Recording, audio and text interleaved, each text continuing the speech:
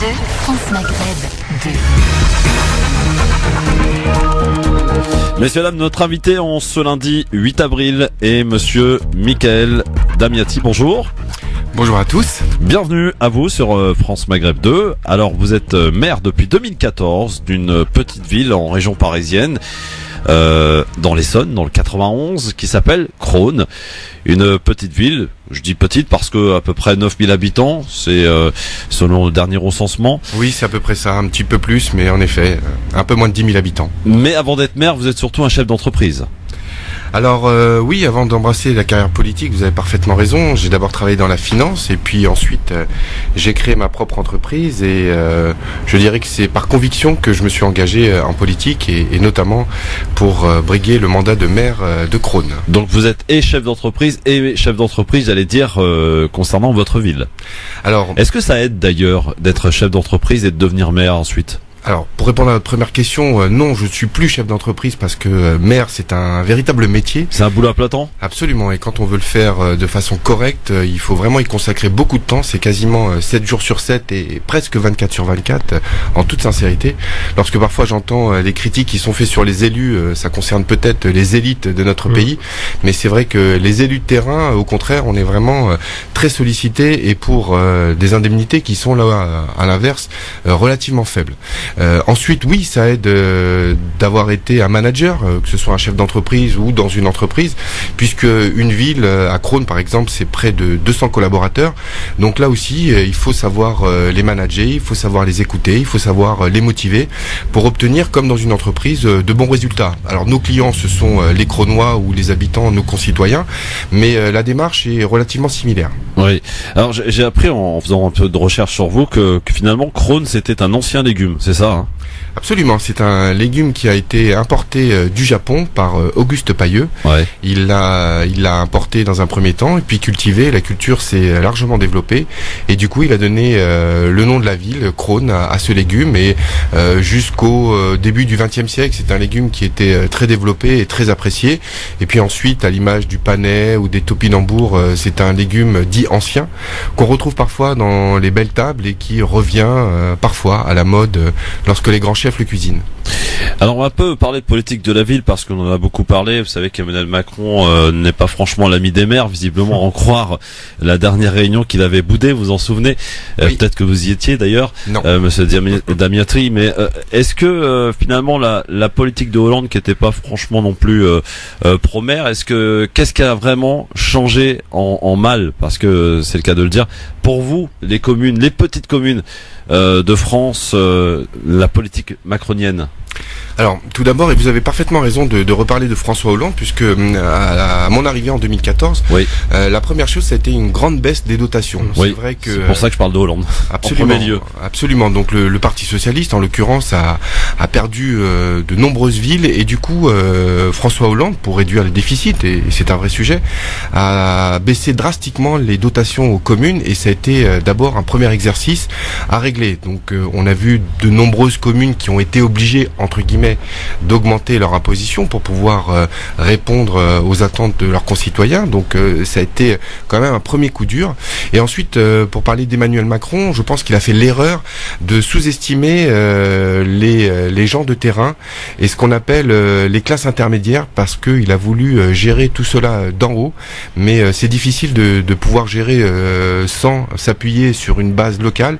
Et c'est vrai que le mouvement En Marche n'avait pas des élus locaux et il a fait l'erreur de ne pas prendre, je dirais, appui sur tous ces élus qui n'avaient qu'une seule volonté, faire avancer notre pays. Je précise que vous êtes un maire sans étiquette. Oui, Mais absolument. vous avez été soutenu quand même par Dupont-Aignan. Oui, soutenu par Nicolas Ça m'inquiète, Dupont-Aignan. Non, il Non, il n'y a pas lieu. faut pas être. C'est lequel inquiet. Dupont-Aignan? Le Dupont-Aignan qui était encore un peu sage ou le Dupont-Aignan qui a complètement viré? Alors, moi, je suis pas l'avocat d'abord de Nicolas Dupont-Aignan. Ce que je peux Qui vous est le dire, maire de hier, hein? qui était, puisqu'aujourd'hui, en tant que Oui. député, C'est vrai, vous avez raison. avec le Ouais. non-cumul des mandats, donc le nouveau maire est Olivier Clodon. Donc aujourd'hui, Il a failli devenir le Premier ministre Marine Le Pen. alors moi, j'ai juste envie de dire que Nicolas Dupont-Aignan a été élu en 1995 jusqu'en 2015, et c'est vrai qu'il a fait du bon travail sur la ville de Hyères. Encore une fois, il faut regarder, je pense, l'aspect local, parce que la politique nationale, évidemment que ça nous concerne, mais en tant que maire, ce qui nous importe essentiellement, c'est le local. Donc l'exemple et la gestion de sa ville entre 1995 et 2015 est relativement exemplaire. Il est élu à quasiment 80%. Vous parliez tout à l'heure de l'Algérie et de Bouteflika. C'est un score Bouteflikiste.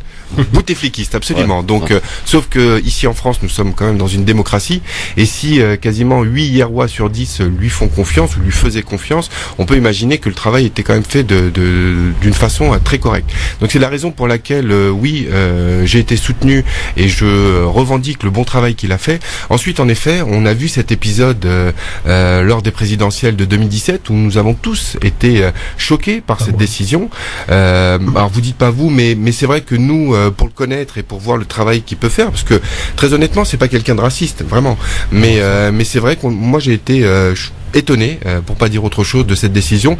Et rapidement, avec mes collègues de la communauté d'agglomération du Val d'Hyères, Val de Seine, nous avons pris nos distances en disant que voilà, son choix ne regarde que lui, c'est sa décision.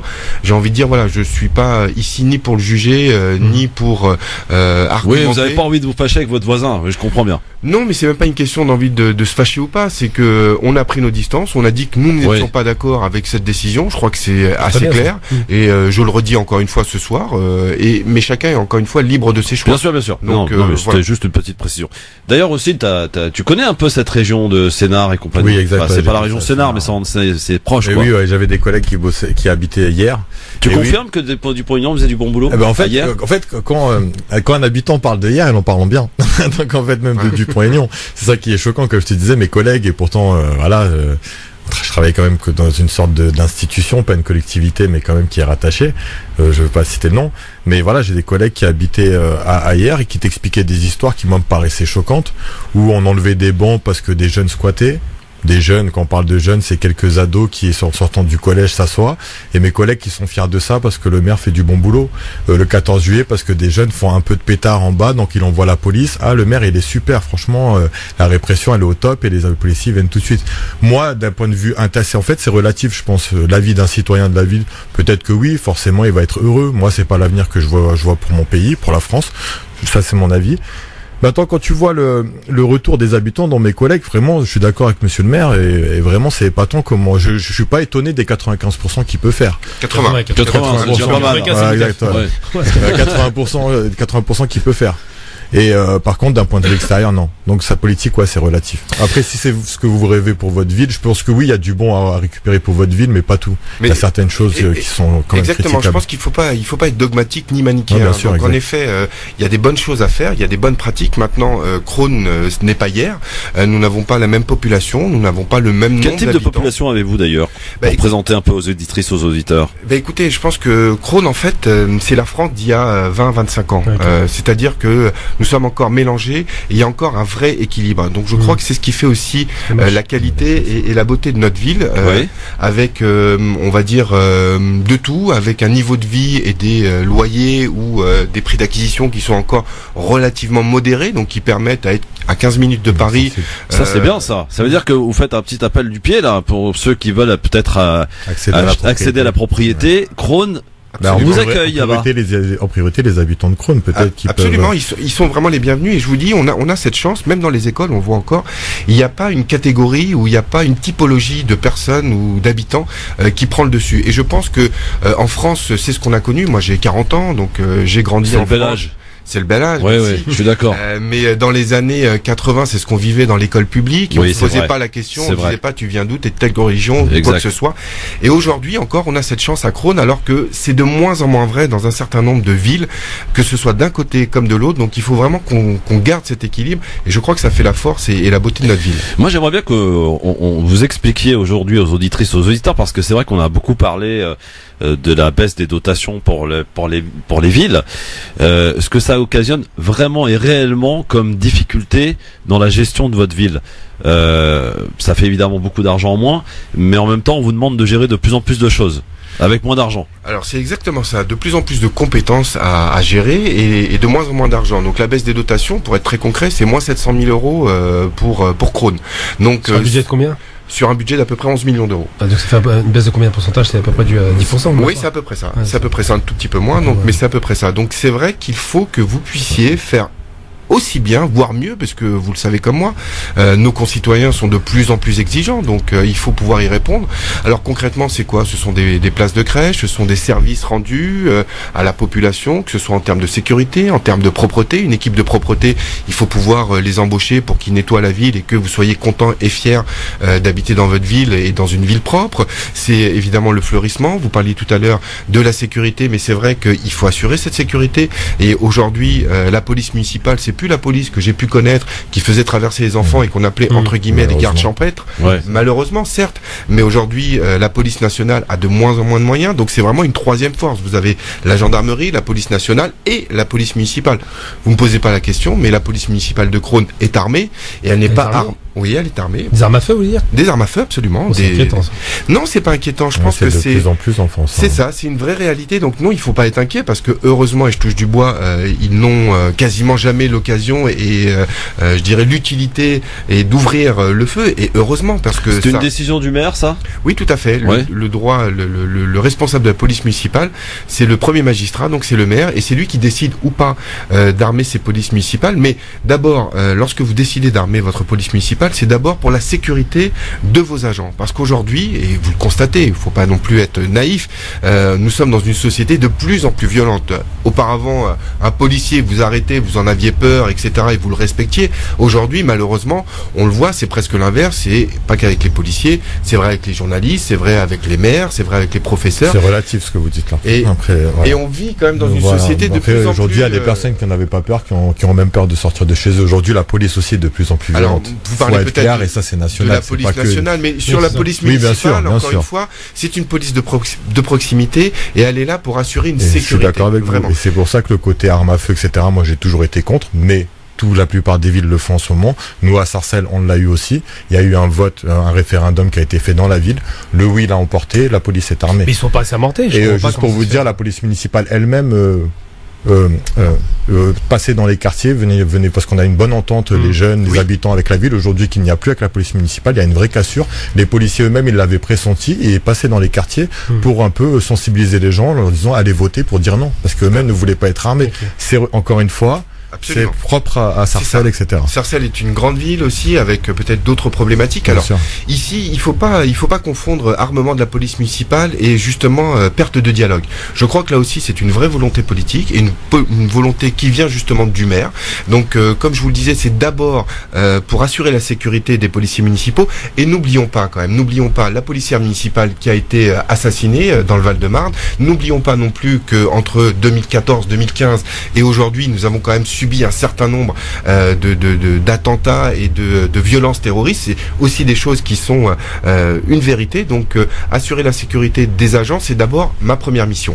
Ensuite, la politique, en effet, avec les jeunes, puisque vous en parlez, c'est quand même de garder le dialogue et de pouvoir répondre à la demande de ces jeunes. Parce que là aussi, il y a des problématiques qui existaient lorsque moi-même j'étais jeune et auxquelles il faut pouvoir trouver des solutions. Donc la pure répression n'est pas une solution. Je pense que justement, il y a d'abord la prévention et puis la répression. Mais il faut évidemment mettre en avant cette première approche et les dialogues qu'on peut avoir et qu'on continue d'avoir évidemment avec les jeunes. Et je vous dirai après les exemples, des exemples plus précis. Jamal ? Non, bon, ça va être long parce que vous avez dit beaucoup de choses. Sur Dupont-Aignan, moi je l'ai vu très très tôt venir sur l'extrême droite, sur ses thèses, sur ce discours. Vous l'avez peut-être pas vu venir, je peux le comprendre, ça arrive. Alors je tiens à préciser quand même que j'ai un respect total pour le métier de maire. Il faut être très clair. Pour moi, en termes de démocratie, c'est le seul véritable agent de l'État qui représente la démocratie directe. C'est vrai. Oui. C'est lui qui se prend toutes les engueulades. Absolument. Mais surtout, il est là, il répond, il dit vraiment vous êtes exposé, et pour ça, je salue votre travail. En revanche, sur la question de la prévention, moi, je pense que vous avez tort de positionner, je sais pas s'il y a de la délinquance à Krone, et je veux même pas le savoir, en vérité. Je pense que vous avez tort de positionner les choses. C'est un paramètre quand même. Oui, mais c'est pas le problème. Le vrai problème qui se pose, c'est, vous dites prévention ou répression. Moi, je dis non. Je vous dis pas prévention ou répression, je dis, pour prévenir, il faut donner de l'espoir. Les jeunes, en règle générale, alors je connais pas votre ville, mais en règle générale, les jeunes sont dans l'échec scolaire à cause de la sectorisation imposée, n'ont pas d'avenir, pas de travail, pas d'espoir donc, et à partir de là font des bêtises. Donc c'est pas le problème, savoir qu'il faut prévenir, vous pouvez pas prévenir l'errance, il faut tout faire pour leur donner un espoir, pour qu'ils aient un avenir. C'est ça la prévention, c'est donner la possibilité qu'ils puissent réussir. Et le problème en France, c'est qu'on a développé un discours qui me vraiment me fait froid dans le dos. J'ai 50 ans, donc j'ai connu moi les banlieues rouges. Nous en banlieue rouge, on était totalement dans la mixité sociale, on se posait effectivement pas la question de savoir d'où on venait. On était bien, on échangeait, on apprenait de l'autre, et ça nous motivait pour faire des études, parce qu'on voyait que les autres fils d'Européens, entre guillemets, faisaient ce travail-là parce que leurs parents savaient lire et écrire. Donc c'est ce qui fait qu'on, par mimétisme, on a réussi à avoir une génération qui a fonctionné. Après, on a les commissions d'attribution qui sont pour moi les premières criminels, ont sectorisé et imposé une sectorisation par ethnie. Et ça, on peut le vérifier dans toutes les villes. Vous allez à Montreuil, par exemple, c'est le Mali. Vous allez à Aubervilliers, c'est les Algériens. Vous allez à Mantes-la-Jolie, c'est les Marocains. Enfin, on a bien compris. Ou Ivry, c'est les Portugais. Bref. Donc ça, c'était le premier crime d'État, entre guillemets. Hein, j'utilise un terme très fort. Et pour tout vous dire, le problème aujourd'hui, c'est Ivry, c'est les valsistes, hein, surtout. Oui, comment? C'est les valsistes à Ivry. Hein. Oui, absolument. Oui, on s'entend bien. Mais c'est pour ça que je vous dis qu'il y a pas Ivry, hein, je dis Ivry. Ouais. Ah, Ivry, pardon, d'accord. Parce que Ivry, dans le 91, on connaît bien. Hein. Non, Ivry, c'est plus Michi. Oui. Mais dans tous les cas de figure, comme je vous dis, c'est que le problème, c'est que si on donne pas d'espoir aux gens, ça ne fonctionne pas. Et moi, j'ai entendu Attic des États-Unis dire une fois dans une conférence, je comprends pas votre pays. Vous savez pourquoi? Parce qu'il disait, ici, on espère que les gens s'en sortent. On ne dit pas que les gens réussissent, hein, mais juste qu'ils s'en sortent. C'est-à-dire qu'ils partent d'un état de détresse totale à espérer avoir un travail pour espérer avoir un appartement, s'accrocher et éventuellement avoir une vie mariée ou autre. Donc c'est ça la vraie problématique qui se pose aujourd'hui. Moi je vais vous répondre et je partage votre avis parce que évidemment, je vous parlais de prévention, mais dans cette prévention, l'espoir en fait partie. Alors la première question qu'on peut se poser, c'est que cet espoir, cette envie, est-ce aux villes, à l'État de le donner? Est-ce que d'abord c'est pas aux parents aussi de donner cet espoir, puisque on est quand même dans un pays où on a quand même la chance, et c'est vrai à Crosne, mais c'est aussi vrai dans beaucoup de villes, d'avoir un accès à la culture, à un certain nombre de structures, qu'elles soient sportives, qu'elles soient d'éducation. Donc aussi c'est aide-toi et le ciel t'aidera. Ça c'est le premier point. Ensuite, je vais vous dire, moi je suis pas né en France, donc je suis né face à la mer, et j'ai eu la chance d'être accueilli par la France, et aujourd'hui je suis devenu maire. Donc c'est le premier et c'est le meilleur exemple que je souhaite donner en disant voilà, nous sommes pas en Inde, nous sommes pas aux États-Unis. Si vous faites pas partie de la bonne caste ou de la bonne famille, vous pouvez, ou en Algérie, vous parliez tout à l'heure de l'Algérie. Si vous faites pas partie d'une bonne famille en Algérie, ça c'est pas vrai en Algérie, c'est faux en Algérie. C'est très difficile. Non, en Algérie c'est faux. Ce que vous dites c'est faux. L'éducation est gratuite pour tous. Il n'y a pas de plafond de verre. Mais vous savez comme moi, vous savez comme moi que les accès, que ce soit à l'éducation, que ce soit à la santé, etc., sont réservés à une certaine élite. Non, c'est faux, je t'assure. L'éducation en Algérie, il n'y a pas de plafond de verre. Ce qu'on observe en France. Vous avez fait une école de commerce? J'ai fait une école de commerce. Combien il y avait d'arabes dans votre école? Il y en a quasiment pas. Mon ex-femme avait fait une école de commerce. À part l'élite marocaine étrangère, il y a quasiment pas d'arabes des quartiers. Non, je vous assure qu'il y avait. Vous avez fait quelle école? C'était lycéenne, donc à Nancy. Vous avez Subdeco, HEC, il y en a pas. Non, mais après les grandes écoles, je parle des trois. Après, c'est aussi des concours qu'il faut réussir. Non, c'est pas une question de concours. Ah, si, bien sûr. Mais non, alors si vous avez été, excusez-moi, je vous embête un peu, mais parce que là c'est mon terrain. Non, mais allons-y. Je suis sur un terrain qui est intéressant. On est très embêtant ici, monsieur le maire. Vous allez voir. C'est pire qu'au conseil municipal. Je suis ravi. J'ai conseil municipal demain. Oui, c'est un bon. Voilà, exactement. Voilà. En toute courtoisie, parce que je dis, je respecte votre métier, je sais que vous êtes exposé. Pour tout vous dire, il faut comprendre la psychologie des gens des quartiers et des parents. Vous parliez des parents, les parents sont totalement impuissants face à la pression sociale de l'échec généralisée et de la culture de l'échec. Et les familles monoparentales de plus en plus mais au-delà, même ceux qui sont en biparental, ça change rien. Un enfant qui sort de la maison n'est pas l'enfant qui rentre à la maison. Pourquoi? Parce que quand il sort, il est en contagion directe avec le ratage, la culture de l'échec, la peur, la violence. Non, pourquoi vous mettez uniquement cette culture de l'échec? Ils ont beaucoup de talent. Non, mais moi je suis pas d'accord. Ça c'est trop optimiste. Je finis, j'explique, je finis. Moi dans mon quartier, 95% des jeunes ont raté leur vie. À peu près un quart s'est suicidé ou vit au Prozac. Voilà la réalité des quartiers. Alors, dans mon quartier, c'est un quartier populaire à Paris. Pour tout vous dire, je vous assure qu'il faut parler aux jeunes, il faut voir ce qu'il y a dans la tête des jeunes aujourd'hui. Ils n'espèrent même, les gilets jaunes déjà symptomatiques, ils sont mal alors qu'ils bossent. Eux n'espèrent même pas travailler. Dans leur tête, ça leur vient même pas à l'esprit. Le seul espoir qu'il y a eu, une petite lumière qui a été ouverte pour eux, ça a été Uber. Et bizarrement, quand il y a eu Uber, ça a été l'explosion généralisée. On a eu tous les gens de quartier qui sont précipités dedans. Pour vous dire, c'est que le problème en France, c'était l'arnaque, mais ça change rien. Ils se sont dit, je peux travailler, ils sont allés. Vous auriez donné n'importe quoi, ils auraient pris. Pour tout vous dire, je vous assure que la psychologie des gens, quand vous avez intériorisé l'idée que vous êtes un raté et que vous réussirez pas, vous le gardez. Alors je vais te dire un truc juste simple. Là, j'ai aidé une jeune fille à rentrer, enfin je l'ai aidée, on a été à plusieurs, à tout faire pour qu'elle rentre aux Beaux-Arts de Paris.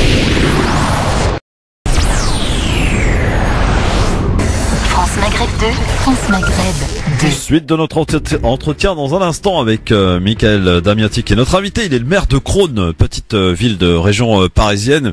Mais juste avant, c'est notre rendez-vous quotidien qui nous emmène vers une autre ville un peu plus grande que Crosne, je vous l'accorde. C'est la ville de Marseille parce que c'est une ville quelque peu rebelle afin d'y découvrir différents personnages. C'est parti pour la minute de Marseille. La minute de Marseille. Marseille, que tu sois riche ou pauvre, nous protégera tous sous son aile. Avec Hamid Hamza qui nous y attend. Bonsoir Hamid. Bonsoir tout le monde, bonsoir à tous les auditeurs de France Maghreb 2. Bonsoir. Alors Hamid, de quoi va-t-il nous parler ce soir dans cette minute de Marseille, monsieur le maire? Pour expliquer à monsieur le maire qui est en face de moi, chaque jour on donne la parole à une personne, une personnalité ou pas d'ailleurs de Marseille pour qu'il puisse s'exprimer, parce que c'est vrai que Marseille n'est vraiment pas une ville comme les autres, hein, il faut le dire. Hamid, de quoi avez-vous envie de nous parler ce soir? Alors, qui dit Marseille, j'ai envie de dire, dit 49e wilaya algérienne. Oui, c'est vrai. Ça peut perdre tout le monde. Ah oui. Et donc, j'aimerais parler un peu de la situation actuelle et péripéties que vit l'Algérie actuellement. Notamment avec, du coup, la démission, enfin, l'article 102 qui a été appliqué par le général coordonné Ahmed Gaïd Salah à l'encontre du président Bouteflika au pouvoir depuis maintenant 20 ans. Donc, au pouvoir depuis maintenant 20 ans, une démission, donc on va dire le hirak, les manifestations, le combat du peuple pacifique dans les rues d'Alger, de toute l'Algérie, d'ailleurs par millions, ont pu créer on va dire le coup de pouce militaire à l'encontre du civil, qui est la dictature civile, il faut appeler ça un chat, comme on dit. Mais aujourd'hui, voilà, si je peux m'accorder sur cette minute, c'est de parler de la force de la rue, de la force du peuple algérien qui a pu donc prouver au monde entier, à lui-même d'abord, que les manifestations pacifiques ont pu obtenir gain de cause. Mais aujourd'hui, il faut que le peuple algérien arrive à se politiser, à trouver des solutions politiques à l'avenir du pays, et avec justement le slogan qui a marqué tous les esprits, c'est Nahaouga, que tout le monde parte de suite et maintenant, mais pour mettre qui à la place de ceux qui ont gouverné l'Algérie depuis maintenant 20 ans, même depuis 62. Donc si ce message puis être véhiculé à toute la diaspora algérienne, les Algériens en Algérie et la diaspora qui a pour moi un rôle essentiel à jouer quant au devenir du pays de demain, c'est de trouver des solutions politiques. Il faut qu'il y ait une politique, une opposition à ce système néfaste qui a pu donc partir. Donc j'encourage toute la jeunesse, tous les jeunes, quelle que soit leur opinion, de s'impliquer politiquement en Algérie et de vouloir apporter leur pierre à l'édifice pour construire l'Algérie de demain. Voilà. Eh ben, bel appel, Hamid. Juste pour te présenter un petit peu, c'est ce qu'on aurait dû faire d'ailleurs au début si on avait fait les choses dans l'ordre. Vous faites quoi? Vous êtes dites-nous un petit peu rapidement. Moi, écoute, Abdelhamid Hamza, moi, je suis journaliste de profession, formateur de médias en ligne, notamment d'un média qui s'appelle Canal 9, qui est Canal Net Algérie France. C'est un média franco-algérien qui tente de mettre en exergue un peu la communauté algérienne à travers le monde, notamment en France, qui est la première diaspora algérienne, au Canada et partout en Europe. Donc voilà, journaliste et surtout, j'ai envie de dire, a fortiori militant des droits de l'homme en Algérie, militant pour une Algérie meilleure et surtout militant pour l'unité algérienne de la diaspora et des Algériens en Algérie. Voilà. Merci monsieur le journaliste et à bientôt. À très bientôt. Merci beaucoup pour cette minute de Marseille, donc consacrée, vous l'avez bien reconnu, entendu et compris, à l'Algérie. On remercie donc Hamid Hamza du côté de Marseille. Demain, une autre personne, un autre parcours, un autre sujet choisi par un habitant de Marseille qui sera avec nous demain à 17h30. C'est la suite de cet entretien du LGF sur France Maghreb 2.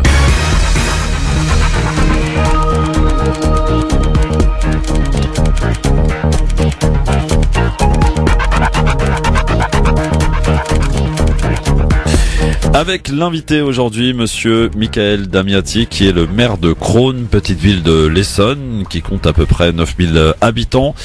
Est-ce que vous avez beaucoup de gilets jaunes dans votre ville, monsieur Damiati? Alors, non, pas trop, et j'ai envie de dire que les gilets jaunes, en banlieue, on les voit pas trop. Je pense que c'est un mouvement quand même qui vient plutôt de la province, et c'est vrai que ni à Crosne, ni dans les villes aux alentours, on voit de nombreux, on en voit évidemment quelques-uns, mais j'ai l'impression que ce mouvement est quand même plus des provinces, de la province que réellement de la région parisienne. Vous avez organisé, vous, des grands débats, des échanges avec les citoyens? Oui, alors Qu'est-ce que ça a donné? Alors on a mis à disposition le cahier de doléances, donc ça on l'a fait de suite. Ensuite on n'a pas attendu Emmanuel Macron pour avoir des échanges avec la population, c'est le premier point que je voulais dire. Et évidemment on a organisé nous-mêmes un grand débat, donc qui a eu un succès relativement mitigé parce que peut-être que la parole circule déjà assez librement, donc il n'y avait peut-être pas une réelle nécessité. Et notre opposition l'a aussi fait, donc on a mis tout ce qu'il fallait à disposition pour que justement chacun puisse s'exprimer comme il le souhaitait. Et quelles sont les premières demandes de vos habitants aujourd'hui? Est-ce que c'est à peu près comme à l'échelle nationale? C'est un problème de fiscalité, d'impôts? Oui, je pense que Crosne est à l'image de notre pays, donc la fiscalité, les impôts, et pour avoir consulté le cahier des doléances, beaucoup demandent aussi le RIC, donc le référendum d'initiative citoyenne, absolument. Donc je l'ai vu à plusieurs reprises. Donc voilà. Chose étrange, ou pas franchement étrange d'ailleurs, c'est que des problèmes qui ont voulu être apporté par le président lui-même, puisqu'il l'a mis dans sa lettre au départ. L'immigration n'arrive quasiment en dernier des préoccupations des Français. Alors, je pense, mais parce que ce n'était pas non plus un des sujets qui était mis, puisque le grand débat, vous savez, était quand même relativement il l'a mis, cadré. Le président de la République l'avait mis dans sa lettre, vous vous rappelez. Il l'a mis dans sa lettre, mais dans le cadrage et dans les différentes propositions, puisqu'il y avait plusieurs thèmes, 4 si mes souvenirs sont exacts, il n'y avait pas ce thème de l'immigration. Donc, c'est pas un sujet sur lequel, puisque quand vous organisiez un grand débat, il fallait suivre une nomenclature donc donnée par l'État, et l'immigration n'était pas du tout un sujet apporté et mis à disposition.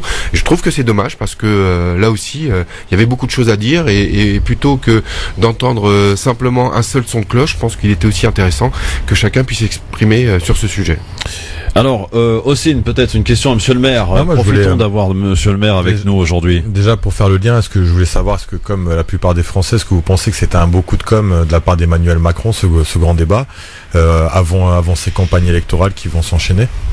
Alors, je pense que c'est la montagne qui accouche d'une souris, en effet, et que ces idées, on n'avait pas besoin d'un grand débat, puisque on voit que, en effet, l'écologie est une des premières priorités de notre pays, de notre peuple, et qu'ensuite, en effet, il est quand même bien arrivé ce grand débat, et que il a coûté beaucoup d'argent, il a mobilisé encore une fois nous-mêmes, maires, il a fallu qu'on s'organise, il a fallu mettre des moyens, des salles, sans aucune aide en retour, et c'est vrai, pour un retour, on a vu aujourd'hui avec le Premier ministre qui est relativement creux, si je puis m'exprimer ainsi.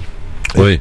Et chez vous, vous êtes touché par les grèves, justement, pour faire le lien avec Blanquer, par les grèves des enseignants, des profs? Oui, alors là aussi, typiquement, donc on est aussi à la merci du ministère de l'Éducation nationale. Alors je reviens même pas sur la réforme Blanquer, qui mériterait à elle seule un grand débat, mais c'est vrai que lorsque les enseignants font grève, qui doit assurer la continuité du service public? C'est la municipalité. Qui doit accueillir les enfants, quels que soient les moyens, puisque évidemment, lorsqu'il y a des mouvements de grève, les enseignants suivent, mais pas que. Vous avez aussi les agents territoriaux qui font grève, et lorsque c'est relativement suivi, il faut qu'on puisse assurer l'accueil des enfants, il faut qu'on puisse aussi assurer la restauration des enfants, et c'est vrai que là aussi il faut vraiment faire preuve de beaucoup d'imagination, beaucoup de créativité pour répondre à ce service minimum, mais c'est ce que nous faisons à Crosne. Et là aussi, juste, je tiens à saluer quand même l'engagement des agents et du service public, parce qu'on a souvent l'habitude de taper sur les fonctionnaires, mais les fonctionnaires et la plus grande majorité font vraiment un vrai travail de terrain et un travail au service du public. Moi je dis, c'est pas le service public, c'est le service au public surtout. Bien sûr. Est-ce qu'on peut négocier un appartement chez vous assez facilement? Je savais qu'il allait y arriver. Damiati. Je savais qu'il allait y arriver. C'est un voisin à vous, à mon avis. C'est pour ça que je souhaite me rapprocher un peu de Paris, donc ça peut éventuellement. Alors, je suis navré, je vais peut-être vous décevoir, mais non, il n'y a aucun appartement qui se négocie. En revanche, voilà, ce que nous avons mis en place avec le CCAS, c'est des commissions d'attribution pour éviter justement ce genre d'écueil, parce que voilà, on va dire, ils privilégient telle nationalité ou etc. Et je pense qu'encore une fois, c'est dans la mixité qu'on va retrouver. Et j'aimerais citer Saint-Exupéry qui disait: si tu me diffères loin de me léser, au contraire tu m'enrichis. Vous avez beaucoup de différentes populations à Crosne, ou c'est assez blanc? Alors non, justement, c'est relativement mélangé. Et je vous dis, il n'y a pas de catégorie qui surplante l'une ou l'autre. Donc c'est relativement mélangé. Et comme c'est mélangé, c'est un melting pot où on n'arrive pas à dire c'est des Noirs, c'est des Blancs, c'est des Maghrébins, des Orientaux. Il y a un peu de tout, des Asiatiques aussi. Hein. Donc c'est des Cronois. C'est des Cronois, absolument. Exact. Vous me l'avez enlevé de la bouche. Et est-ce que vous avez réussi à garder cette petite ville, j'allais dire, pas de campagne, parce que vous n'êtes pas à la campagne, mais un peu quand même, éloigné de Paris, et en même temps la ville. C'est difficile d'essayer de garder cette spécificité en privilégiant un petit peu l'espace vert, mais aussi on a besoin de construire, on a besoin aussi d'accueillir de nouveaux habitants. C'est ce qu'on appelle justement les villes urbaines. Voilà, c'est ça. Ça. Comment vous faites vous pour jumeler ça? On a la chance quand même d'être entre la forêt et l'Yerre. Donc c'est vrai qu'on a un cadre de vie d'abord qui est relativement agréable et qu'on essaye de préserver au maximum. La forêt de Sénart, pas loin. Alors la forêt de Sénart, nous on a la forêt de Grosbois par exemple, mais en effet on est vraiment pas loin de la forêt de Sénart. Et en haut la forêt et en bas l'Yerre qui coule assez paisiblement, sauf que lorsque nous avons des inondations malheureusement. Et on essaie de privilégier cet environnement. Donc on a créé un parc de près de 6 hectares classé en espace naturel sensible avec des aires de jeu pour que justement les familles puissent en profiter, une coulée verte qui rejoint le haut de la ville vers le bas de la ville. Donc c'est vrai que préserver les espaces verts est pour nous quand même quelque chose d'assez essentiel.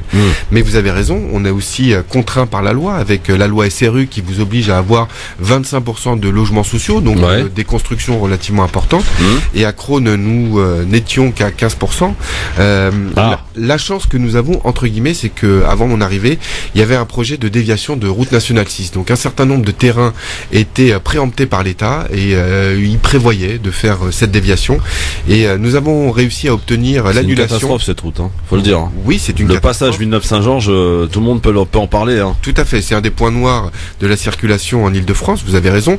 Mais cette déviation a été abandonnée. Donc c'est vrai qu'il y a un certain nombre de terrains en friche absolument, qui ont été abandonnés et qui vont permettre de répondre tout en conservant ces espaces verts aux exigences de la loi. Donc on a cette chance et puisque je vous vois, il y a aussi cette mixité. Donc dans cette mixité, on a l'hôpital de Villeneuve-Saint-Georges qui est juste à côté de chez nous. Donc on a déjà créé 55 logements sociaux dédiés notamment pour moitié au personnel hospitalier. Donc c'est une façon de répondre aussi aux exigences de notre territoire. Et les prochains logements sociaux qui sont prévus sont également en partie pour les personnes à mobilité réduite, donc les personnes handicapées, mais aussi pour les retraités. Donc là, on a une mixité entre les familles, entre les personnes handicapées, et je pense que là aussi, puisqu'on parle beaucoup des étrangers, mais il n'y a pas que les étrangers, il y a aussi d'autres personnes qui ont des difficultés à se loger. Donc je pense qu'il faut penser à tout le monde, et encore une fois, on crée une vraie mixité, une vraie différence. Monsieur le maire, les auditrices, auditeurs prennent la parole dans cette émission, le peuple s'exprime, et en toute liberté. Et il y a une auditrice qui m'appelle et qui me dit, je voudrais parler à monsieur le maire. Elle va demander un logement, elle habite à Crosne. Peut-être. Alors je sais pas. Ouria, bonsoir. Oui, bonjour, merci de prendre mon appel. Vous appelez d'où, Ouria? J'appelle de Crosne. Alors vous allez pouvoir nous dire quel genre de maire est-il? Alors j'avais une question à poser à monsieur le maire. Bonjour monsieur Damiati. Bonjour madame. Alors je suis crosnoise depuis plus de 10 ans. Et je réagis par rapport à ce que j'ai entendu tout à l'heure. Vous avez dit à Crosne, la parole circule librement. Alors figurez-vous, je ne sais pas si vous êtes au courant, il y a 3 semaines, j'ai signalé sur le Facebook de la ville de Crosne des commentaires injurieux par rapport au professeur gréviste. Justement, vous parlez de grève tout à l'heure. Oui. J'ai transmis au community manager sur Messenger, j'ai alerté en disant qu'il y avait des injures. Après hésitation, il a bien supprimé les commentaires parce que je pense qu'il a compris que c'était injurieux de dire que les profs aillent se faire foutre, c'était injurieux. Il a bien supprimé les commentaires, merci, mais il m'a banni, moi, du Facebook de la ville. Alors que je n'ai jamais injurié, je n'ai jamais menacé, j'ai jamais trollé. J'ai demandé une explication au service parce que je suis professeur, vous l'avez compris, j'aime bien comprendre. J'ai demandé au service communication, à la direction des générales des services, au cabinet du maire, à 3 reprises, je n'ai eu aucune réponse. Monsieur le maire, là, il faut régler cette histoire, c'est pas normal ça, monsieur le maire. Alors, je pense... Alors oui, bouge pas, il vous répond. Gardez votre deuxième question, il vous répond dans un instant. La première. Alors la démarche a été bonne. Maintenant, vous savez comme moi. D'abord, je pense que Madame a été réhabilitée, si on peut dire ainsi, et qu'ensuite sur les réseaux sociaux, alors on a aussi beaucoup de choses qu'il faut pouvoir gérer. Donc c'est vrai que il est difficile parfois de savoir qui se cache derrière certains profils. J'imagine que ils ont dû regarder un petit peu. Peut-être que votre profil n'est peut-être pas détaillé, et du coup entre un troll, comme vous le disiez, et un profil peu exploité, il est difficile de faire la différence. Donc ensuite, ce qui compte, c'est que vous ayez eu l'information, qu'on ait eu l'information, et que la situation soit rentrée dans l'ordre. Donc après, des incidents de ce type-là sont très rares. Ils sont pas impossibles, mais c'est vrai que la gestion des réseaux sociaux, et c'est une vraie question aujourd'hui, derrière son écran, on peut se permettre de tout dire, et parfois il y a des dérapages. Alors moi qui signale un abus de la liberté d'expression, je suis banni. Mais les commentaires injurieux, ils restent. Non, je ne comprends pas. Apparemment, vous avez dit qu'ils ont été retirés, donc. Oui, parce que je les ai signalés. Oui. Bah c'est bien, vous avez fait votre travail de citoyenne, Auria. Mais pourquoi non. Quand j'entends la liberté circule librement, c'est pas vrai. À chaque fois que j'ai demandé une explication, on ne m'a pas répondu. Mais peut-être qu'il n'y en avait pas, tout simplement, madame. Parce que je vous dis, peut-être que entre un troll, entre un profil qui est peu détaillé et ce qui a été fait, il n'y avait pas de réelle raison. Et puis après, si la situation est rentrée dans l'ordre, je pense que les manifestations, ou en tout cas, ce que vous disiez de la loi Blanquer. La situation est rentrée dans l'ordre parce qu'au bout d'une semaine et de 3 demandes d'explication, oui. j'ai demandé, j'ai dit, écoutez, c'est mon dernier mail. Soit j'ai une réponse, soit je demande aux membres du conseil municipal de poser la question publiquement. Mais... Et là, bizarrement, j'ai été réhabilitée. Non, voilà. Je pense pas. Donc je suis pas contente. Et ne dites pas que la liberté circule, que l'expression. Elle n'est pas contente, Auria, monsieur le maire. Il faut faire quelque chose là. Non, voilà. Alors d'abord, des gens pas contents, il y en a toujours. Oui. C'est aussi ça la démocratie. Donc voilà. Mais comme on le dit très facilement, je suis aujourd'hui en face de vous pour répondre. Et Madame a pris la parole. Et je pense que cette liberté d'expression s'exploite complètement. Ça, c'est le premier point. Et ensuite, au conseil municipal, en effet, le public a la parole. Je crois pas que ce soit partout pareil dans toutes les villes. Donc voilà, celui qui souhaite s'exprimer, de la même manière, le maire est vraiment très accessible. Donc voilà. Bon, Auria, vous aviez une deuxième question ou pas? Non, c'était juste pour dire, je rebondis. J'ai demandé des rendez-vous au cabinet du maire. À chaque fois, on m'a dit oui, je n'ai pas l'emploi du temps sous les yeux. Voilà, c'est tout. C'était juste pour. Bon, il faut la recevoir, notre auditrice là. Monsieur le maire, il faut la recevoir, Auria. Vous savez, je reçois très régulièrement du monde. Non, mais il faut la recevoir là, parce que c'est quand même une auditrice sur France Maghreb 2. Oui, tout à fait. Elle sera s'il vous plaît. Absolument. Bon, je me demande pas de lui donner un appartement, c'est pas ce que je vous demande, c'est de la recevoir. Mais discute avec elle. Elle sera reçue comme tout le monde est reçu. Donc bon, il s'est engagé à la radio à vous recevoir, Auria. Très bien, écoutez, je vous remercie d'avoir pris mon appel et je vous remercie d'avoir répondu à ma question. Merci à vous, Auria. Voilà, c'est ça la démocratie, monsieur le maire. Alors c'est ça surtout, pardon, excusez-moi, mais c'est surtout ça d'être maire. Vous voyez, c'est parce que des gens, alors je n'ai pas le plaisir de connaître cette personne, mais des gens. Vous allez bientôt la connaître. Mais voilà, tout à fait. Le rendez-vous a été pris et sera engagé. N'est qu'une parole. Mais vous voyez, on est à une paire de baffes, c'est-à-dire que dès que quelqu'un est pas content, et on est quand même dans une société. Ah, vous êtes le premier où les gens, hein. absolument, où les gens sont de plus en plus exigeant, et c'est vrai qu'on est dans une société de consommation et on ne peut que le regretter. J'aimerais avoir plus d'acteurs que de consommateurs, très honnêtement. Et c'est vrai que les maires, quels qu'ils soient, moi, comme tous mes confrères, dès qu'il y a un problème, vous savez, le maire, c'est la première personne qu'on vient voir et la dernière personne. Donc voilà. Mais il faut avouer qu'on prend ce poste en connaissance de cause. C'est pas une surprise. Alors, oui, ça c'est vrai quand même. Oui, il a raison là. Oui et non, parce que là vous parlez pour des vrais gens qui ont, je sais pas, une envie de faire une carrière politique ou qui ont aussi qui ont fait des études politiques type Sciences Po, qui ont ou même qui ont été militants, donc ils connaissent réellement. Des professionnels de la politique. Des professionnels de la politique, alors que vous avez aussi certaines personnes, dont moi, mon exemple. Je ne suis pas un professionnel de la politique, j'étais un citoyen comme vous, et la simple motivation qui m'a permis de m'engager, c'est que je n'étais pas satisfait de la tournure que prenait ma ville. Donc à un moment on râle, comme tout le monde, hein, c'est ce qu'on commence à faire. C'est ce qu'a fait Auria. C'est ce qu'a fait Auria. Qui se présentera peut-être face à vous en 2020, on sait jamais. Hein. Ou avec vous. Ou avec vous, si vous arrivez à la convaincre. C'est important de la recevoir. Absolument, mais voilà, c'est une démarche citoyenne. Pour revenir sur le cas d'Auria, on peut, en tant que citoyen, on peut être d'accord un peu avec elle. Je pense que quand on a un modérateur, quand on a un service com qui s'occupe de la page, c'est son rôle d'être de s'alerter soi-même avant que les internautes pour une municipalité, je pense que c'est très important pour l'image que dégage la municipalité. Mais c'est vrai que ça va très vite. Ça peut toujours arriver, bien sûr. Je suis pas en train de remettre en cause son travail. Mais moi, je peux comprendre un citoyen qui soit bien sûr et au contraire choqué par ça. Et je pense que justement, il y a un côté patriotique envers sa ville quand même de vouloir alerter, alors que je pourrais laisser le truc glisser, puis ça serait vraiment une mauvaise publicité. Alors, pour avoir quand même entendu parler de cette affaire, donc je crois que ce qui a été répondu d'abord à cette personne, et j'ai regardé son compte. Parce que tout à l'heure vous paraissiez ne pas savoir cette affaire. Non, absolument. Okay, non, pas du tout. Non, vous savez, on est une petite ville et vous parlez d'un modérateur et je vais vous répondre dans un second temps. Pour avoir ensuite un moment, on est quand même averti, on n'est pas averti de tout, mais c'est vrai qu'à un moment, en effet, à partir d'un certain nombre de mails, nous avons été avertis de cette situation. Donc, ce qui a été répondu dans un premier temps, c'est aussi de répondre à cette personne qui justement insultait. C'est vrai que sur les réseaux sociaux, on peut aussi tout à fait dire à la personne, c'est pas nous, mairie, qui sommes responsables des propos de chacun. Donc, ce qui a été d'abord répondu à cette personne, c'est de répondre en disant, mais madame, pourquoi, ou monsieur d'ailleurs, pourquoi vous insultez, pourquoi vous dites qu'ils n'ont qu'à se faire, etc., etc. Ça, c'était la première réponse. Ensuite, en effet, pour avoir regardé au terme de cette information, le profil de cette personne, je sais même pas qu'elle s'appelle Ouria, puisque sur son profil, je ne me rappelle plus du nom, c'est un pseudo, et un pseudo qui pourrait être vraiment pris pour un troll, parce que pas d'image, pas d'informations, etc. Donc c'est vrai, on est aussi en politique, on a des amis heureusement, mais on n'a pas que des amis. Donc vous avez aussi des gens qui sont là pour mettre un peu le bazar, qui sont peut-être dans l'opposition, qui partagent peut-être pas vos avis. Donc c'est vrai que quand on sait à qui on a affaire, qu'on a une photo, qu'on a quelques informations, on peut être d'accord ou pas, mais c'est une vraie personne. Dans ces cas-là, vous dites que vous l'avez retiré en connaissance de cause. Donc en fait, c'est un peu de la censure. Non. Parce que c'est la page de la ville, c'est pas la page de votre parti politique. Alors c'est pas votre mouvement, non? Mais bien sûr. Alors d'abord, elle avait toujours accès aux informations. Ça, c'est le premier point. Si vous l'avez retiré en connaissant son profil, ça peut être... Non, c'est pas moi qui l'ai retiré. Non, mais je veux dire à travers vos services, puisque vous dites que vous connaissiez l'affaire et que... Alors, je l'ai appris au terme. Et justement, j'ai demandé à ce qu'elle soit réhabilitée. Donc, et ça a été fait immédiatement. Simplement, vous parliez tout à l'heure d'un modérateur. Non, dans une petite ville, et le service communication, aujourd'hui, c'est une personne. Une personne qui s'occupe du journal de la ville, qui s'occupe du site Facebook, etc. Donc, c'est vrai que de la même manière, on a des moyens de communication qui se sont développés, vraiment. Et les moyens, et les moyens financiers n'ont pas suivi. Monsieur le maire, j'ai une proposition à vous faire. Allons-y.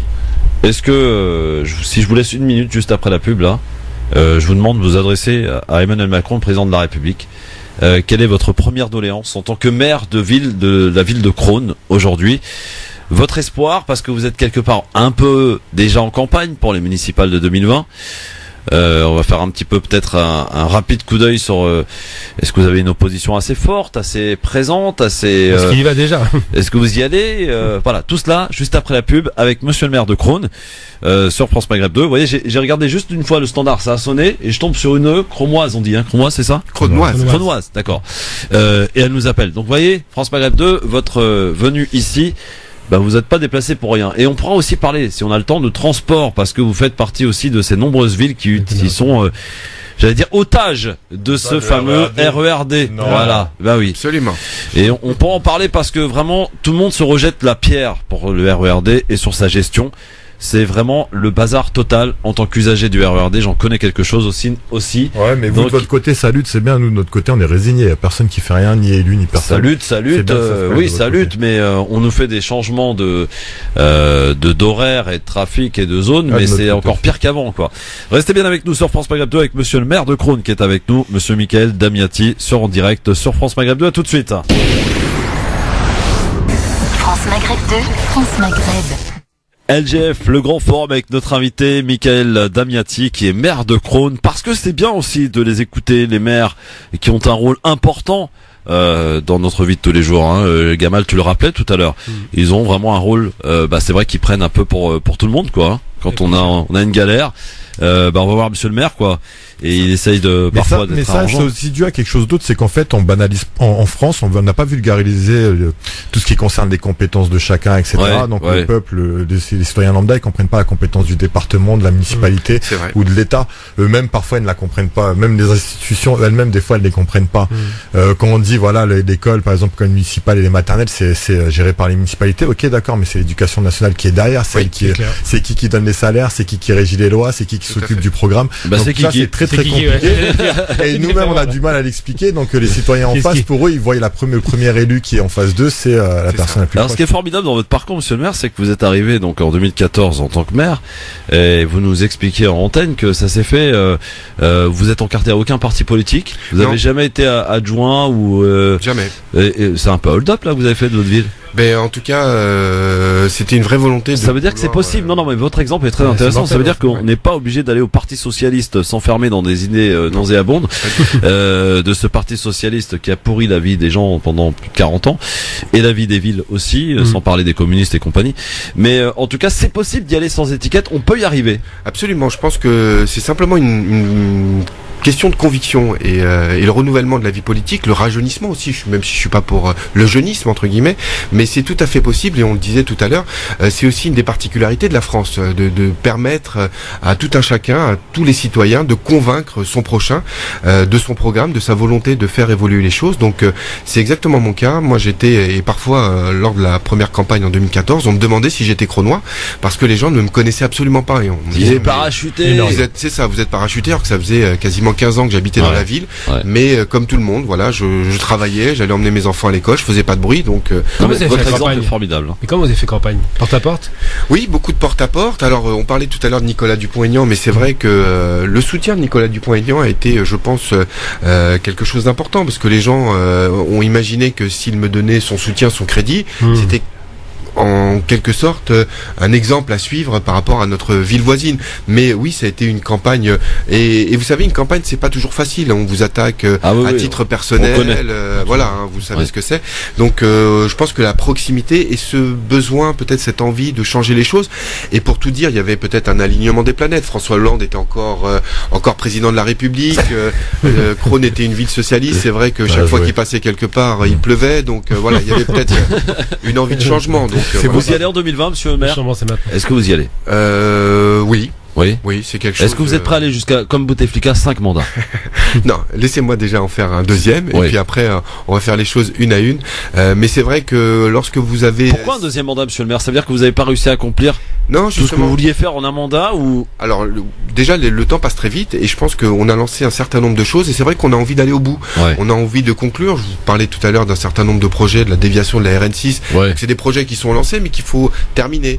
Donc on a aussi une vision qui est pas juste sur 6 ans, qui est plutôt sur 10, 15 ans. Donc moi je vois plutôt Crosne 2030. Donc voilà, quelle est ma vision pour les 10 prochaines années. Et puis ensuite, voilà, j'ai 40 ans, je vais pas faire ça toute ma vie, parce que je suis pas un professionnel de la politique. Mais c'est vrai que je pense que 2 mandats, c'est plutôt bien.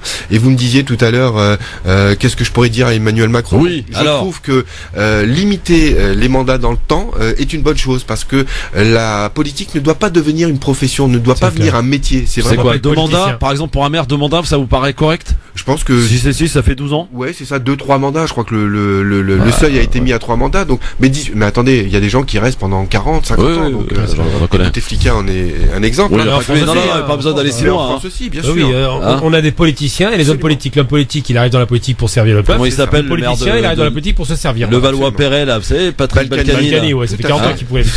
Non, mais c'est exactement ça. Et je pense que les hommes politiques devraient aussi avoir une vie de citoyen. Parce que moi, aujourd'hui, quand on me parle d'un problème, quand on parle du RER, et pour vous rejoindre aujourd'hui, j'ai pris le RER. C'est vrai. Je vous ai appelé en vous disant, écoutez, je serais très juste. Vous n'êtes pas venu en taxi? Non, pas du tout. Je suis venu en RER et je repartirai en RER. Et lorsque j'étais salarié, collaborateur, j'étais, oui, s'il marche, mais ça devrait aller. Oui. J'espère. C'est un problème quand même, monsieur le maire, parce qu'il nous reste très peu de temps là. Il y a beaucoup de gens, je suppose, de votre ville qui vont travailler aussi à Paris. Oui, tout à fait. Et qui rencontrent ces difficultés que nous rencontrons nous au quotidien. Absolument.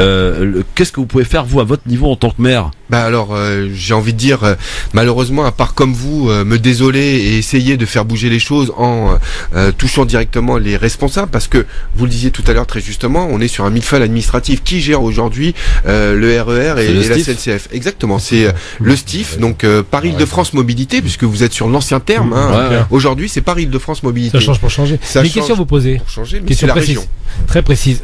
Vous avez un métier dans la finance, vous m'avez dit. Est-ce que ça vous a servi pour la gestion de votre ville, concrètement? Oui. Oui, et plus que le métier de la finance, ce qui m'a servi, c'est d'être vraiment un collaborateur, un citoyen. Dans le sens qu'aujourd'hui, vous devez gérer votre ville comme vous gérez votre foyer. C'est-à-dire qu'il faut être raisonnable, qu'il faut faire preuve d'imagination, de créativité, il faut être malin, il faut aller saisir les opportunités, il faut aller chercher les subventions. Donc je pense que quand on a l'habitude de le faire, vous disiez tout à l'heure un chef d'entreprise, il doit savoir tout faire. Absolument. Donc c'est vrai que quand vous avez cette polyvalence, donc vous la remettez au même service pour une ville, et c'est vrai que c'est ce qui nous permet de faire avancer les choses. Monsieur le maire, merci beaucoup d'être venu ici à notre micro. Belle rencontre. Voilà.